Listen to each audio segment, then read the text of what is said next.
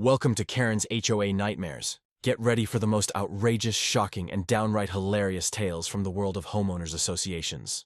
In today's story, a military plane crash on Richard Cruz's ranch sparks a battle with Karen Julia, the HOA president, who sees it as an opportunity to steal his property.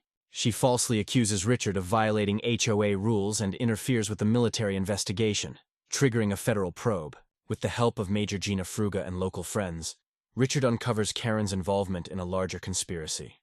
As Karen's corruption is exposed, she faces serious charges, and Richard's life begins to rebuild. In the end, justice prevails, and Karen's reign of terror comes to a dramatic close.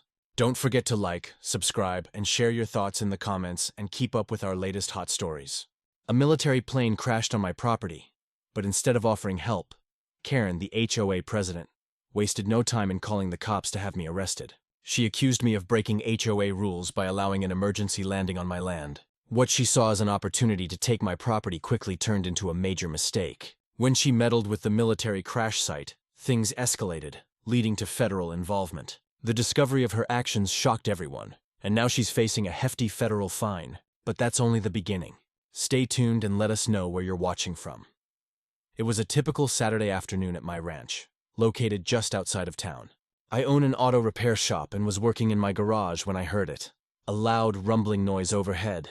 It grew louder and more strained, and then, crash. The impact of the crash shook my garage and sent tools flying off the workbench. I rushed outside to see a massive military C-130 Hercules plane sprawled out across my back field, smoke rising from one of the engines. Military personnel were already on the scene, helping the crew evacuate and securing the area.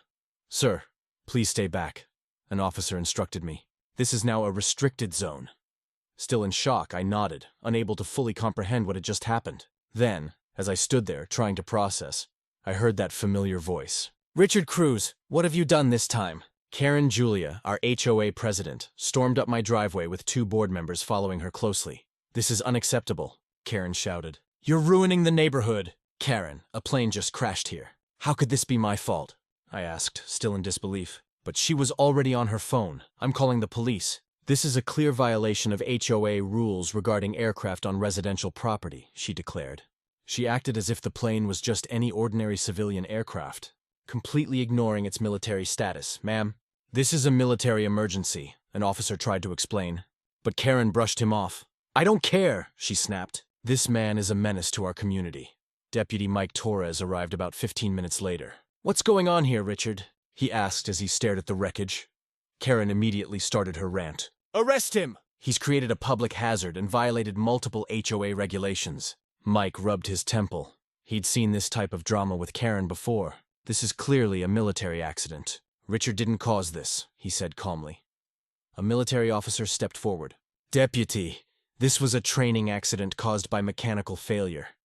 Mr. Cruz has been fully cooperative." Karen's face flushed with anger. "This is still HOA jurisdiction. I demand accountability." The officer's face hardened. "Ma'am, this is now a federal matter. You need to leave." Karen glared at me. "This isn't over, Cruz," she hissed as she walked away. Later that evening, my phone was buzzing nonstop. Karen had sent out an email to the entire neighborhood, claiming there was an urgent safety hazard at my property. She painted me as reckless, completely ignoring the fact that the crash was beyond my control. She called for an emergency HOA meeting to discuss what action should be taken against me for endangering the community. By the next morning, I felt the community's cold shoulder. At the coffee shop, people avoided eye contact, and Karen's lies had spread like wildfire. I called Mike for advice. "She's making a lot of noise, even calling the mayor," he said. "But the military made it clear this wasn't your fault." Still, Karen's planning something bigger. I knew Karen had been eyeing my property for years, constantly commenting about how it was underused. So that afternoon, I decided to check the crash site. The military had cordoned off the area with fencing and guards, but I noticed fresh tire tracks that didn't match any military vehicles. Later that evening, Karen showed up at my gate holding official HOA papers. "The board has voted to pursue action against you. You've created a public nuisance," she said, handing me papers. "Here's your fine, a $5,000 penalty for your infractions," I protested. "You can't fine me for a military emergency landing." Karen smiled coldly. "Section 23 states property owners are responsible for all activities on their land. This is just the beginning. Your ranch, your auto shop, it all ends now." I stared her down. You're overstepping, Karen. You'll regret this. She laughed bitterly. The only regret will be yours when you're forced to sell. I already have buyers lined up. As she turned to leave, she added with a dark tone, be careful around that crash site. We wouldn't want any more accidents, would we? Her words made me uneasy. It was clear she knew more than she should about the crash site. The next morning, Major Gina Fruga from the Air Force investigation team knocked on my door. Dressed in a sharp uniform, she got straight to business. Mr. Cruz, we'll be conducting a full investigation over the next few days, she said. Have you noticed any unauthorized personnel around the crash site? I was taken aback. Actually, yes. Our guards reported someone trying to bring in a civilian cleanup crew last night. Major Fruga frowned. That's not allowed. Anyone interfering with a military crash site is committing a federal offense. I quickly realized that the person who tried to interfere was none other than Karen. I called my neighbor, Rusty Jenkins, a former Air Force pilot. If Karen's messing with that site, she's playing with fire, he warned. Military crash sites are sacred until the investigation is complete. That evening, I stood by the fence, staring at the wreckage silhouetted against the setting sun. Karen thought she could intimidate me into selling, but I wasn't backing down. Mike texted me, Karen's at City Hall, claiming you're running an illegal airfield. I smiled grimly. She has no idea what she's gotten herself into. But I need to find out exactly what Karen did at that crash site. Karen responded, just ensure your report shows contamination. Whatever it takes. I'd captured conspiracy in action. The next morning, I showed the video to Major Fruga and Mike. She's planning false contamination claims, Mike said, shaking his head. That's fraud and conspiracy. Major Fruga was direct. She's manipulating federal agencies for personal gain. I'm elevating this to a criminal investigation. But Karen played another card. A process server arrived with a defamation lawsuit seeking $200,000. My lawyer, Ben Crawford, called immediately. Their offer, drop everything if you sell to Pinnacle within 30 days. Pure extortion.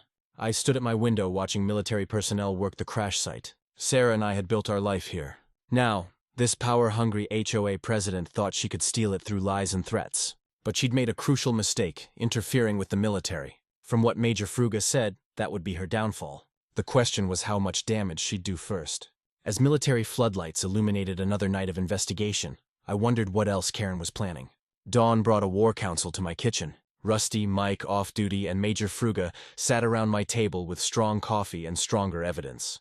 Bank records, emails, and recordings covered the surface. We know Karen's taking Pinnacle money. Tried tampering with the crash site and plans false environmental reports, I said, organizing papers. How do we use this without her destroying my business first? Major Fruga tapped her folder. The contractor maintaining that crashed plane. Under investigation for safety violations, 3C-130 failures in 18 months. Your plane was serviced 2 weeks before crashing. If Karen knew about maintenance issues through Pinnacle, huh? Mike whistled low. That's accessory to endangering military personnel, Rusty added thoughtfully. She's got the HOA board controlled and is poisoning the community. We need public opinion on our side first. My phone buzzed. Sandra reporting more cancellations. My business was bleeding out, but instead of despair, cold determination settled over me. Mike, check for other complaints about Karen's financial management. Major, can you write a statement confirming I'm cooperating fully? Rusty, dig deeper into Pinnacle's contractor connections. We had a plan. That afternoon's scheduled financial review meeting was my opportunity. I arrived early with legal documents to share. The room filled quickly. Word had spread about potential revelations. Karen entered regally with board members who looked less confident than usual. Robert Hayes, the retired accountant board member, called the meeting to order instead of Karen. We're here for financial review as requested by the community. Karen tried to interject. First, we should address the Harlan property situation. But Robert cut her off. Financial review first, Karen. That's the agenda. Her smile tightened as Robert examined the books. Discrepancies emerged quickly. Karen, these consulting fees paid to you personally, $15,000 over 6 months. Where's the board approval? She shifted uncomfortably. Those were for extra community development work. I stood when recognized. I have relevant information. I distributed Pinnacle development documents. Miss Julia has been working with developers trying to acquire neighborhood properties. These HOA consulting fees match Pinnacle payments exactly. The room erupted. Then I played the fence line video. Karen's recorded voice discussing fake contamination reports silenced everyone. Janet Williams stood slowly. Karen, you're planning fraud. The tide turned decisively. Board members questioned everything while Karen's facade crumbled. You don't understand, she exploded. This neighborhood was stagnating. I was bringing development and progress. That man's ranch is an eyesore. Robert's voice turned ice cold, through bribery and fraud. I motioned for an immediate no-confident vote and forensic audit. The motion passed almost unanimously. Karen slipped out during the chaos. Phone pressed to her ear. The next morning brought vindication. Major Fruga called with crucial news. Pinnacle subsidiary maintained the crashed aircraft. They've been cutting corners. Several executives face a federal investigation. Your HOA president appears throughout their communications. She was promised $500,000 for delivering your property, and 2 others. I felt sick. She knew about the danger, Major Fruga confirmed grimly. She knew about maintenance issues. Whether she expected a crash specifically, we can't say, but she was ready to capitalize. That cleanup crew would have planted contaminated soil. That afternoon, Karen made her desperate play. She arrived at my shop with 2 expensive lawyers. Mr. Harlan once said smoothly, "Our client will drop all legal action and pay $50,000 if you agree not to pursue claims and sell to Pinnacle." I looked at Karen, who couldn't meet my eyes. "Your client attempted federal crimes. I think prosecutors will be very interested in this bribe attempt." They left quickly, but Karen turned back with rage. "You've ruined years of work." That evening, I sat on my porch with Rusty, Mike, and Major Fruga, sharing beers and watching the sunset. The crashed plane remained, now seeming less a curse than a catalyst. Ironic, I amused. If she left me alone, she might have succeeded. But greed made her overplay. Major Fruga nodded. "Federal investigation is expanding. Similar schemes in 3 states. Your HOA president was part of something bigger."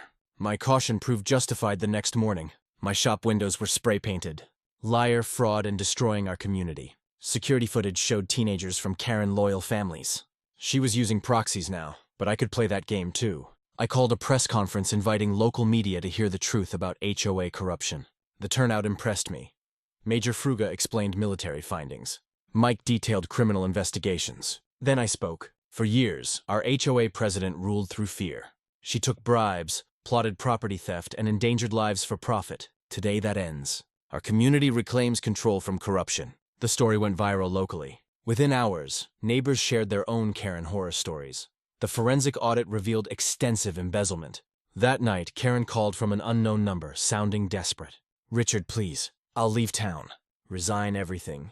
Just stop the investigation. I have grandchildren." For a moment, I almost felt pity. Then I remembered all her victims. "You tried destroying my life and business. You endangered military personnel. You stole from neighbors. I can't stop federal investigations. Face the consequences of your choices." She hung up wordlessly. The next morning, federal agents arrested Karen at home. The neighborhood watched her led away in handcuffs. Some cheered, others watched silently. The queen had fallen. Her yard already sported a for sale sign, trying to profit even in defeat. But this wasn't over. Major Fruga approached as federal cars disappeared. "We need continued cooperation. This is bigger than just her." I nodded, knowing their fight was beginning. But for now, my property was safe, my business would recover, and justice was being served. What more would come to light in the federal investigation? The next morning, I woke to find my repair shop's online reviews bombarded with 1-star ratings. "Dangerous owner. Unsafe location. This man destroyed our neighborhood. The attack was coordinated and vicious.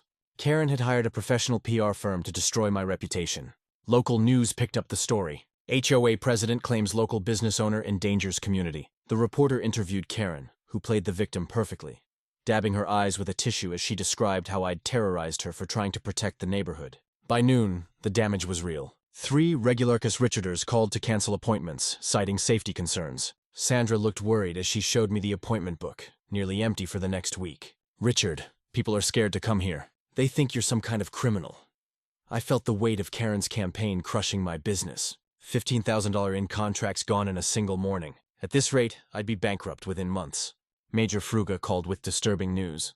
"Richard, Karen Julia has been busy. She filed a formal complaint with my superiors, claiming our investigation was biased because of your influence. She's also been calling congressional offices, alleging military overreach and demanding a civilian review." The woman's audacity knew no bounds. "She's trying to flip the narrative," I said. Fruga's voice was grim. "There's more. Our intelligence indicates she's been in contact with Pinnacle's parent company. They're escalating their efforts." That afternoon, Karen appeared at the federal building where Major Fruga's team worked. I heard about it later from Fruga herself. She showed up demanding to speak with my commanding officer. When we refused, she started recording video. claiming we were silencing a whistleblower. She threatened to go to every media outlet in the country with her evidence of military corruption. The irony of Karen calling herself a whistleblower while actively corrupting everything she touched wasn't lost on anyone. But Karen's biggest mistake came when she decided to confront the military directly. 2 days later, she showed up at my property while Major Fruga was there for a routine update. Karen's usually perfect appearance was fraying, her hair slightly mused, her designer suit wrinkled. "You," she pointed at Fruga with a shaking finger. "You are part of this conspiracy against me. I demand you recuse yourself from this sham investigation." Her voice had taken on a shrill, desperate quality. Major Fruga remained calm and professional. "Ma'am, you need to leave. This is private property and you're interfering with a federal investigation." But Karen wasn't backing down. She pulled out her phone and started to live stream. "This is Karen Julia, HOA president, being intimidated by military personnel who are exceeding their authority. This woman," she pointed at Fruga again, "is colluding with Richard Cruz to destroy my reputation and steal my position." The situation escalated quickly. Karen's rant became increasingly unhinged. "I have powerful friends, people in Washington who won't let this injustice stand. You're just a cog in the machine, Major. When my connections finish with you, you'll be lucky to guard a recruiting station." She turned to me, her eyes blazing with hatred. "And you? You think you've won? I've been playing this game longer than you've been alive. By the time I'm done, you'll be begging to sell me that worthless ranch." Fruga calmly pulled out her radio. "I need civilian law enforcement at the Harland property. We have an individual interfering with a federal investigation and making threats." Within minutes, Mike arrived with another deputy. He looked at the scene with weary familiarity. "Karen, what are you doing?" She turned on him like a rabid animal. "Of course you're here. You've always been in Richard's pocket. This whole town is corrupt, and I'm the only one brave enough to stand up to it." As Mike moved to escort her off the property, Karen completely lost control. "Don't you dare touch me. I'll sue everyone here. I'll own this town when I'm done." She jerked away from Mike, stumbling in her heels. "You have no idea who you're dealing with. Themayor listens to me. The city council does what I say. I am this community." But her power was evaporating like morning dew. Mike calmly handcuffed her as she continued screaming threat. The arrest made headlines. HOA president detained for threatening military officer. But even from jail, Karen continued her campaign. Her lawyer held a press conference claiming she was a political prisoner being persecuted for protecting her community. The lawyer, Richard Graves, presented carefully edited videos that made it seem like Karen was being reasonable while everyone else was aggressive. It was masterful manipulation, but the full videos told a different story. That evening, I discovered just how far Karen's reach extended. City inspectors showed up at my shop, claiming they'd received multiple complaints about safety violations. They combed through everything, clearly looking for any excuse to shut me down. When they couldn't find anything substantial, they cited me for a cracked tile in the bathroom and a light bulb that was too dim in the storage room. "Fix these within 24 hours or we'll close you down," the lead inspector said, not meeting my eyes. I spent the night at my shop, desperately making repairs while my mind raced. Karen might be in jail, but her influence was still poisoning my life. My phone rang constantly. Reporters wanting statements, cuss Richarders canceling appointments, and anonymous callers making threats. One message particularly chilled me. "Karen has friends, powerful friends. Walk away while you still can." The stress was taking its toll.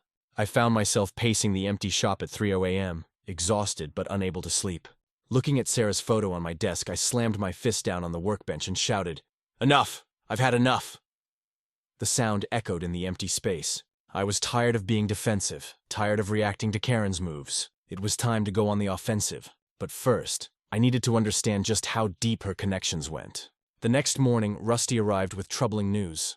"Richard, I've been monitoring communications between Pinnacle and their subsidiaries. Karen's name keeps coming up, but not just as a paid asset. She's been feeding them information about military movements for months. Every time a military aircraft flew over, she logged it. Every time military personnel visited the area, she reported it. She's been conducting intelligence gathering, whether she realized it or not. This changed everything. I immediately contacted Major Fruga and Patricia Mitchell. If Karen had been gathering intelligence on military operations, even unknowingly, she'd crossed into espionage territory. Mitchell's response was swift. "We're elevating this to a joint task force with the FBI. Karen Julia is now under investigation for potential violations of the Espionage Act." The HOA president, who terrorized a neighborhood for petty power, had stumbled into federal crimes that could put her away for life.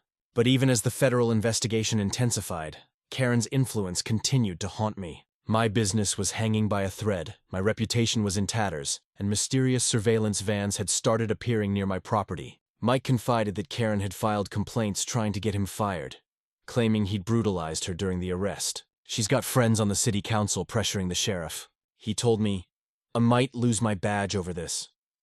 As I stood in my empty shop that evening, I realized Karen had been right about one thing. She did have powerful friends. The question was whether the federal government's case would be stronger than her connections. Major Fruga assured me they were building an airtight case, but I couldn't shake the feeling that Karen still had cards to play. The war between us was far from over, and the stakes kept rising. The federal courthouse was packed for Karen's preliminary hearing. I sat in the gallery, watching as she entered in her orange jumpsuit. For the first time, she looked her age. No designer clothes or perfect makeup to hide behind. But when she saw me, her eyes flashed with the same malevolent energy. The federal prosecutor, Patricia Mitchell, methodically laid out the charges. Interference with the military investigation, attempted bribery, fraud, embezzlement, threatening federal officers, and now potential espionage charges. Karen's lawyer, Richard Graves, stood up with a confident smile. Your Honor, we intend to show that my client is the victim of an elaborate frame orchestrated by Mr. Cruz and his military accomplices. He produced a tablet. We have video evidence that will completely exonerate Mrs. Julia. The screen showed grainy footage of someone who looked like me at the crash site the night of the accident, apparently tampering with debris. My blood ran cold. I'd been at my shop all night, but the video looked convincing. Patricia Mitchell ejected immediately. Your Honor, this footage needs to be verified for authenticity. The judge agreed to admit it pending verification, but the damage was done. Reporters were already texting furiously. During the recess, Mitchell pulled me aside. That video is fake, but it's sophisticated. Someone with resources is backing Karen's defense. I felt the walls closing in, between the video and my destroyed reputation. Would anyone believe the truth? Back in court, Karen took the stand, and her performance was masterful. Gone was the screaming harangue from my property. Now she sat demurely, occasionally dabbing at her eyes with a tissue as she painted herself as a dedicated community servant being persecuted. I've given 20 years of my life to protecting our neighborhood, she said, her voice breaking. When I saw that crash, I knew Mr. Cruz would try to use it for his own gain. All I did was try to protect my community, and now I'm being destroyed for it. The pressure on me intensified outside the courtroom. That afternoon, Mike called with bad news. Richard, Karen's lawyer has filed a complaint with the sheriff's department. They're saying, you've been using your friendship with me to manipulate the investigation. The sheriff wants me to recuse myself from anything involving you. I could hear the strain in his voice. They're also reviewing all my past reports involving Karen, suggesting I've been biased against her for years. I might lose my job over this. My shop was hemorrhaging money faster than ever. The few cuss Richarders who still came were met by protesters. People Karen had convinced that I was destroying their neighborhood. They held signs reading Harlan equals danger and protect our community. Sandra finally broke down in tears. Richard, I need to find another job. My kids are getting bullied at school because I work for you. I'm sorry. I couldn't blame her. Karen's campaign was destroying not just me, but everyone around me. That evening, Major Fruga visited with concerning news. Our technical analysis confirms the video is a deep fake, but Karen's defense team has hired their own experts who claim it's authentic. This is going to come down to dueling experts, and juries don't always understand the technical details. She paused, studying my face. Richard, I need to ask, is there any possibility you were at the crash site that night? Any chance you drove by to look? The question stung, but I understood. Even Fruga was starting to doubt. I was at my shop all night. I have security footage proving it. But when we pulled up my shop's security system, my heart sank. The footage from that night was corrupted, just static. That's convenient, Fruga said quietly. I wanted to scream that it was obviously sabotage, but I could see doubt creeping into her eyes too. Things got worse when Karen's legal team presented their next piece of evidence. Financial records suggesting I'd been paid large sums by unknown sources in the weeks before the crash. The records were fake, but they looked real enough. Mitchell fought back, demanding time to verify, but the narrative was taking hold. Richard Cruz, a corrupt businessman who orchestrated a conspiracy to steal an old woman's position and destroy her life. That night I sat in my empty house, staring at the pile of bills on my kitchen table. My business was dead, my reputation destroyed, and my friends were doubting me. The phone rang.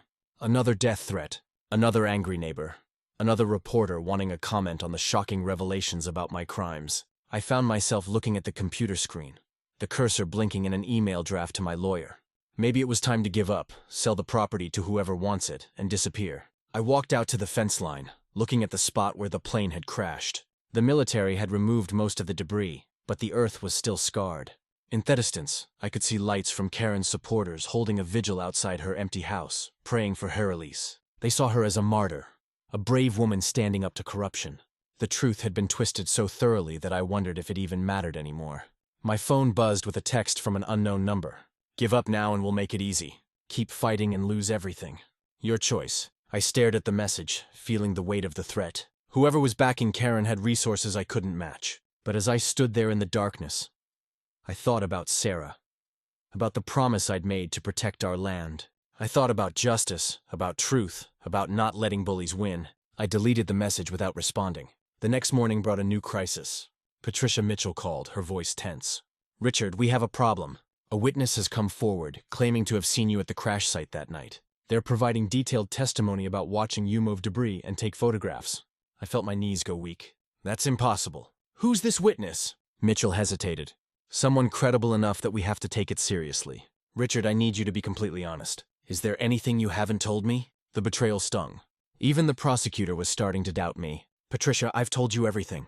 This witness is lying, just like the video is fake and the financial records are fabricated. Can't you see what's happening? They're building a false narrative brick by brick."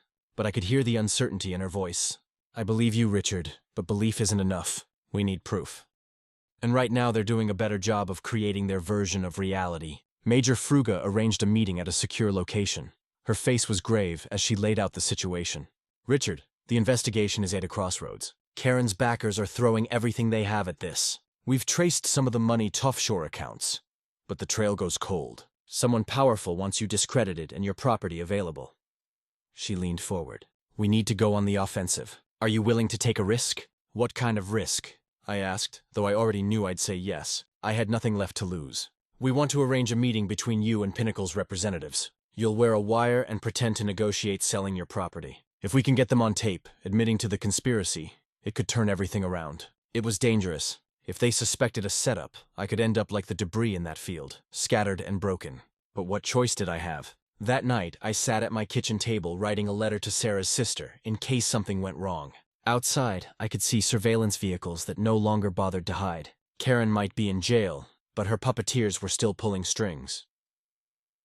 Richard Oro, Mitchell would announce whether the video evidence was admissible. If it was, my credibility would be destroyed completely. The meeting with Pinnacle was scheduled for Richard Oro night. One way or another, this would end soon. I pulled out the photo of Sarah I always kept with me. "I'm trying, honey," I whispered. "I'm trying to do the right thing." But as I looked around my empty house, at my dying business, at the life Karen and her backers were systematically destroying, I wondered if doing the right thing was enough. Sometimes the bad guys had better resources, better plans, and better lies. Sometimes David faced Goliath and lost. Richard Oro would tell which story this would be. The courtroom was tense as Karen's lawyer prepared to present his final piece of evidence. "Your Honor, we have video footage that proves beyond any doubt that Mr. Harlan has been lying to this court." The screen showed what appeared to be me meeting with suspicious individuals near the crash site, exchanging envelopes and shaking hands. The quality was better than in the previous video, and the details were sharper. Even I had to admit it looked damning, though I knew it was fake. But Patricia Mitchell was ready this time. "Your Honor, we'd like to present our witness." The courtroom doors opened and in walked someone I didn't expect. Danny Morrison, a technician from the military contractor that serviced the crashed plane. He looked nervous but determined. Karen's face went pale when she saw him. This wasn't in her plan. Danny took the stand and after being sworn in, Mitchell began her questioning. "Mr. Morrison, tell the court about your relationship with the defendant." "Karen Julia." Danny's voice was steady despite his obvious nerves. "I was approached by Mrs. Julia 6 months ago. She said she represented community interests and wanted to know about military flight patterns for safety reasons. She offered me $5,000 for information." The courtroom buzzed with whispers. Karen was shaking her head frantically, but her lawyer looked worried. Danny continued. "I needed the money for my daughter's medical bills, so I agreed. But I only gave her public information, nothing classified." "What happened next?" Mitchell prompted. Danny glanced at Karen, then looked away. She kept pushing for more. She wanted maintenance schedules, problem reports, and anything about planes that might have issues. She said it was to keep the community safe, but then she started asking specifically about emergency landing procedures and which properties were in flight paths. "She paid me another $10,000 for a list of planes with maintenance problem." The revelation sent shockwaves through the courtroom. Mitchell presented bank records showing payments from Karen's personal account to Danny Morrison. But the real bombshell came next. Mr. Morrison, did Mrs. Julia ever mention Richard Cruz's property specifically? Danny nodded multiple times. She was obsessed with it. She said it was perfectly positioned and would be worth millions to the right buyer. She asked if any troubled planes flew over that area regularly. Karen shot to her feet. He's lying. This is all lies. Richard Harlan paid him to say this. The judge banged his gavel, ordering her to sit down. Her lawyer tried to object, but Mitchell pressed on. Did Mrs. Julia know about the mechanical issues with the plane that crashed? Di's answer was devastating. Yes. I told her that a specific plane had been flagged for fuel system problems. She seemed very interested in that information. The prosecutor then revealed the investigation had uncovered more. Karen hadn't just been paying Danny. She'd been collecting information from multiple sources, building a database of military vulnerabilities. Her connection to Pinnacle Development went beyond simple bribery. She was being paid specifically to identify and acquire properties that could be used for intelligence gathering. The crash plane had been an opportunity she couldn't resist, but Karen wasn't done fighting. During the defense's cross-examination, Graves attacked Danny's credibility, pointing out his financial problems and suggesting he'd say anything for money. The strategy might have worked, except Mitchell had another surprise. Your Honor, we'd like to present additional evidence discovered just this morning. She produced a laptop. This computer was recovered from a storage unit rented by Mrs. Julia. Our forensics team has recovered deleted files. The files were damning emails between Karen and Pinnacle executives discussing the Harland acquisition, spreadsheets tracking military flights over my property, and most shocking, a document titled Contingency Plans that outlined various scenarios for forcing me to sell, including environmental contamination, legal pressure, and reputation destruction. The date on the document was 2 weeks before the plane crash. Karen's lawyer tried one last desperate move. Your Honor, this evidence was obtained without a proper warrant, but Mitchell had anticipated this. The storage unit was rented under the HOA's name, making it commercial property. Mrs. Julia, as president, used HOA funds to pay for it. The board gave us permission to search all HO properties. The judge allowed the evidence, and Karen's fate was sealed. As the full scope of Karen's crimes became clear, her composure finally cracked completely. You don't understand, she screamed. I was protecting our community. Richard Cruz's property is a danger to everyone. That military traffic, those planes, someone had to do something. She turned to the gallery, appealing to her supporters. I did this for you, for all of you, to keep your children safe.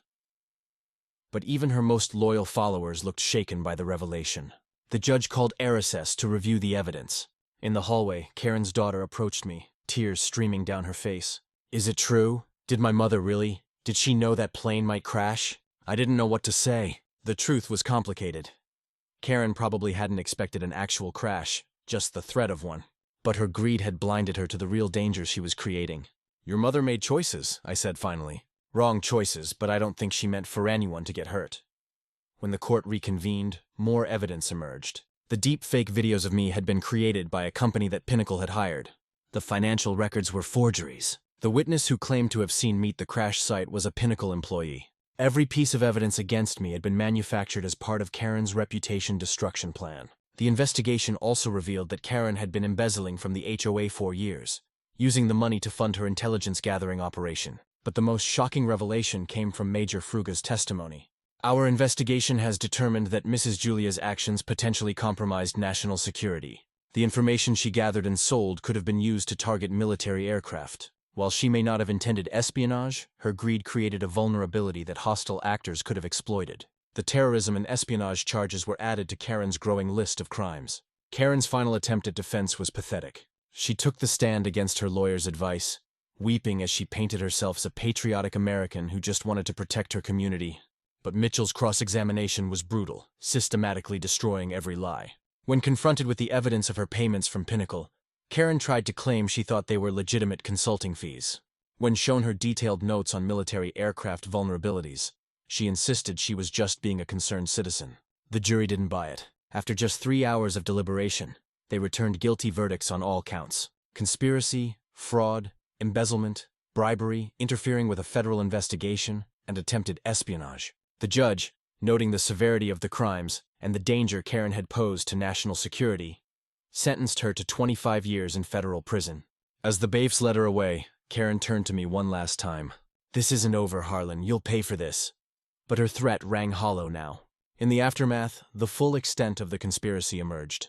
Pinnacle Development was shut down, and its executives were arrested. The military contractor lost its contracts and faced massive fines. Danny Morrison, who had cooperated fully, received probation and helped identify other compromised personnel. The HOA elected new leadership and implemented strict financial controls.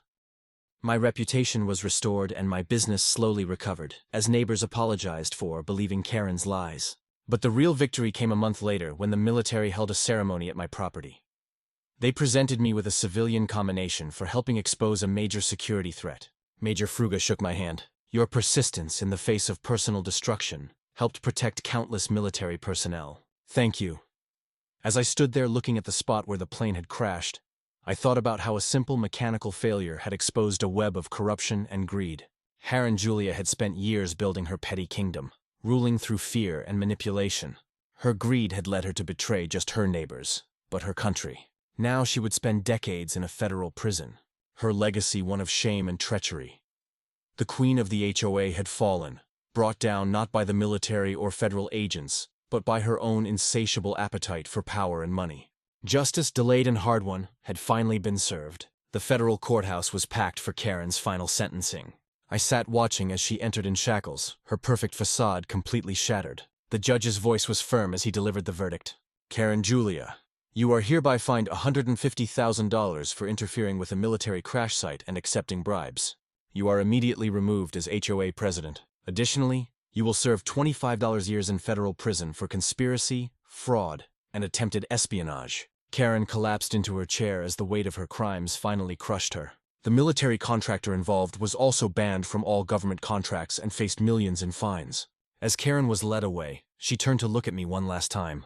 The hatred had been replaced by defeat. Outside the courthouse, reporters swarmed, but I just wanted to go home.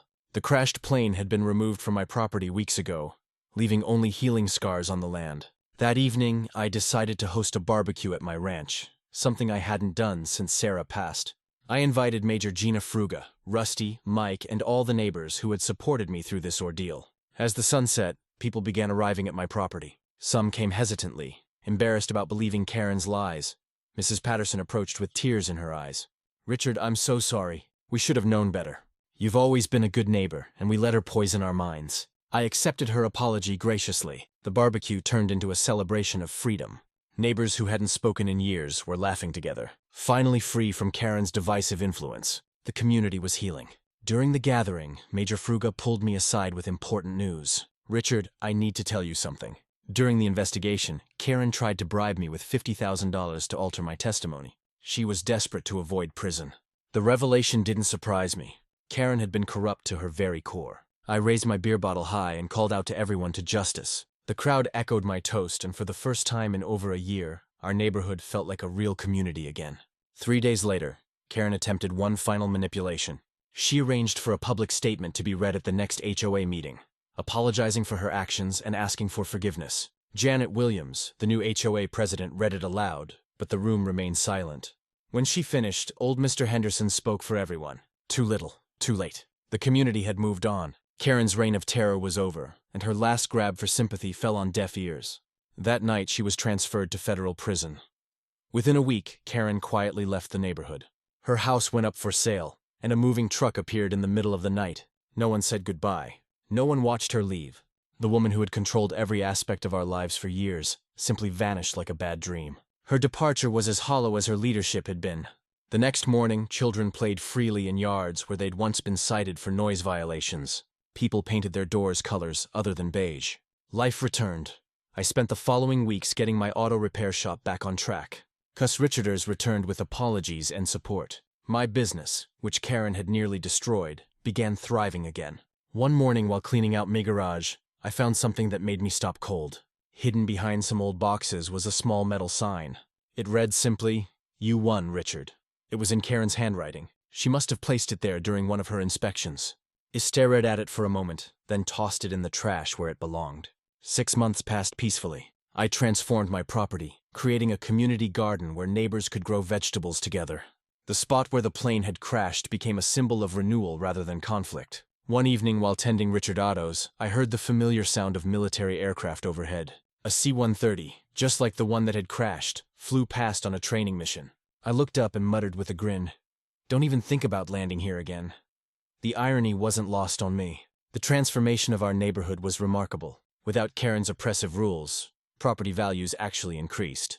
People took pride in their homes again. The HOA focused on real issues like road maintenance and community events, instead of measuring grass height. Janet Williams proved to be everything Karen wasn't: fair, transparent, and actually interested in serving the community. Democracy had replaced dictatorship, and everyone benefited from the change. At the one-year anniversary of the plane crash, I hosted another barbecue. This time, the entire neighborhood came. We set up tables on the exact spot where the C-130 had crashed, turning a sight of chaos into one of celebration. Patricia Mitchell attended and shared news. "Richard, your case led to reforms in HOA governance across the state. The Julia case is now taught as an example of corruption in law schools." It was strange to think our local drama had such far-reaching effects. As the party wound down, I stood alone looking at my land. The scars were gone, replaced by green grass and thriving gardens. My phone buzzed with a message from Mike. "Heard from a contact that Karen's doing laundry duty in prison. Says she complains constantly about the cheap detergent." I chuckled at the karma. The woman who had obsessed over appearances was now washing prison uniforms. Justice had a sense of humor. That night, after everyone left, I sat on my porch with a beer, finally at peace. My land was safe, my business was recovered, and my community was free. The narrator in my head spoke with satisfaction. Karen thought she could control everything, even the military. Big mistake. She forgot that corruption always leaves tracks, and those tracks led straight to federal prison.